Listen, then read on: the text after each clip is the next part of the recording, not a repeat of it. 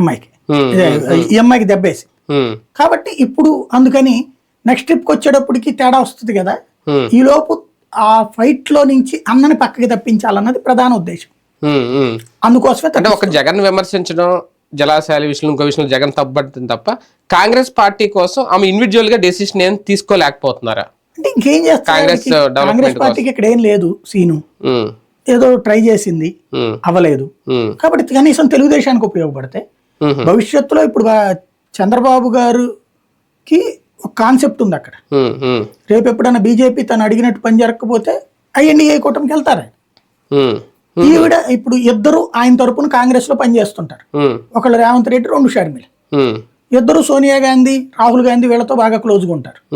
తేడా వచ్చిందంటే అడిగి రెడీ అవుతారు. అందుకని ర్యాప్ మెయింటెనెన్స్ కంటిన్యూ అవుతుంది. షర్మిల కాంగ్రెస్ లోకి రావడానికి కారణాలు చంద్రబాబు కూడా. అంటే కాంగ్రెస్ పిసిసి చీఫ్ గా షర్మిల కాకుండా ఆ ప్లేస్ లో ఎవరున్నా ఇంకో ప్రతిపక్ష పార్టీని విమర్శించడమే తప్ప అధికార పార్టీని ప్రశ్నించే పరిస్థితి ఉండదా ఒకవేళ భవిష్యత్తులో? అంటే మీకు ఇక్కడ జగన్ మీదనే ద్వేషిస్తారు వీళ్ళందరూ కూడా.